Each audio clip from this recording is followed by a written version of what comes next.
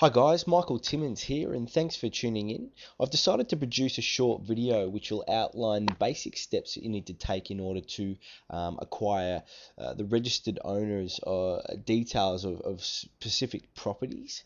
It's often the case that people are driving past a property or they'll walk past a property and point it out and say, gee, wow, it's got so much potential. I could do so many things with that. However, it's not actually listed on the market.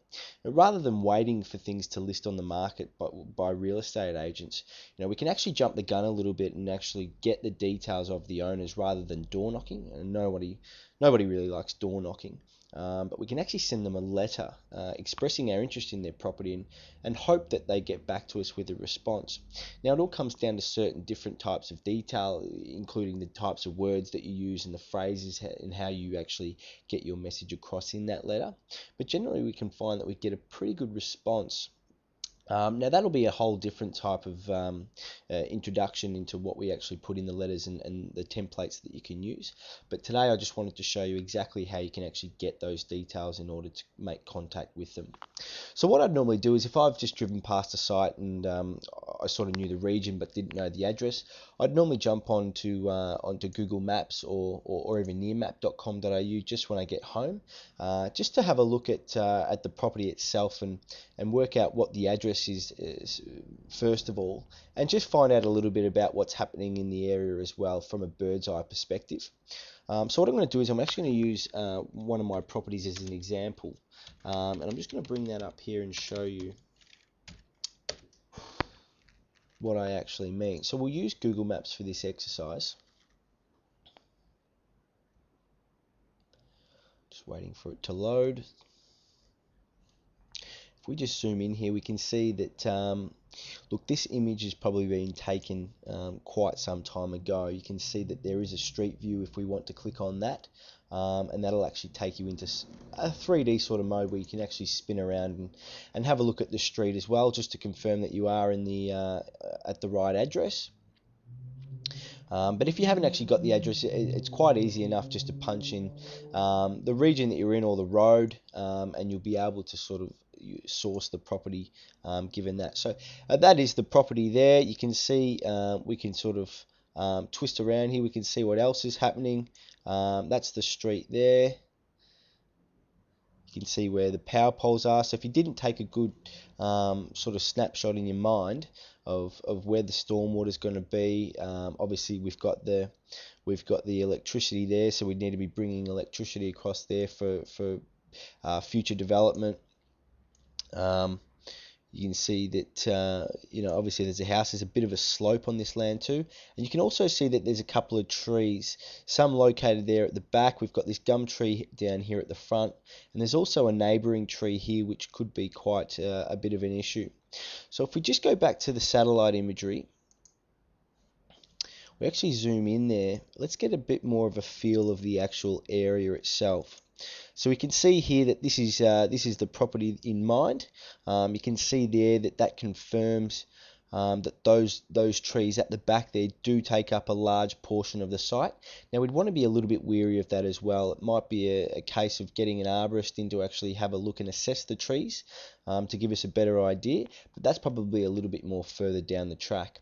But given that snapshot there, you'd want to base your decision actually going to the site and having a much better look. The bird's eye view can be a little bit deceptive sometimes, in that it might be showing that the canopy of the tree is a lot larger than the actual tree itself.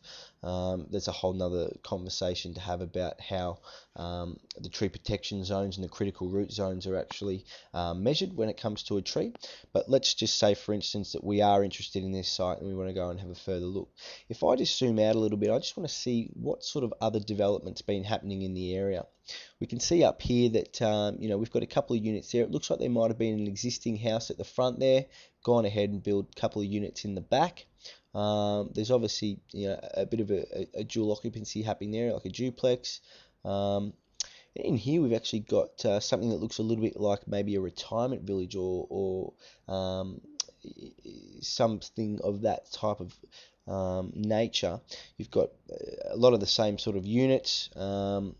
A bit of a weird sort of shaped block, what's happening there. We can also see that there's been a subdivision or a splitter that's happened in there, and a bit of a battle axe site. So what I actually want to do is I actually want to go in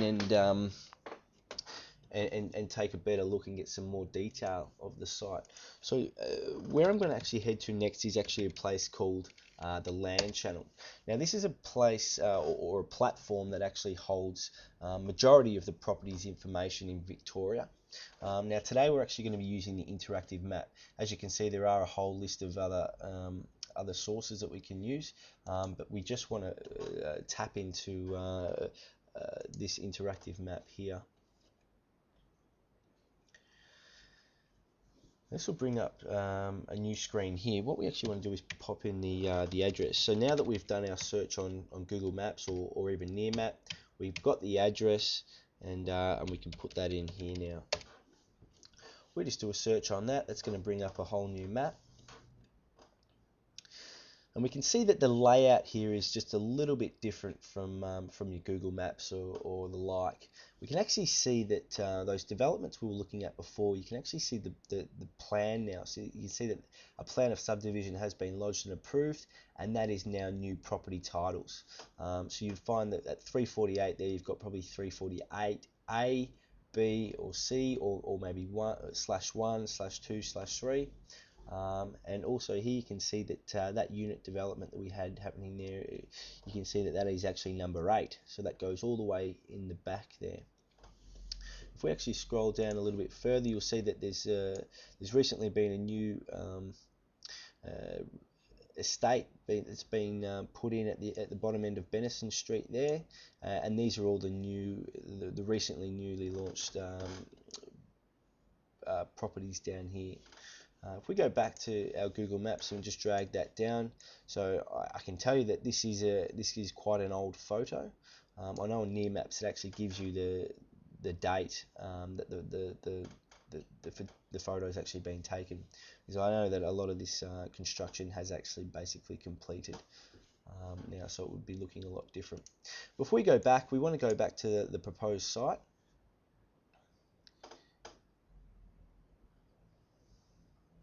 And first of all, I really want to gauge a perspective on how big the site is.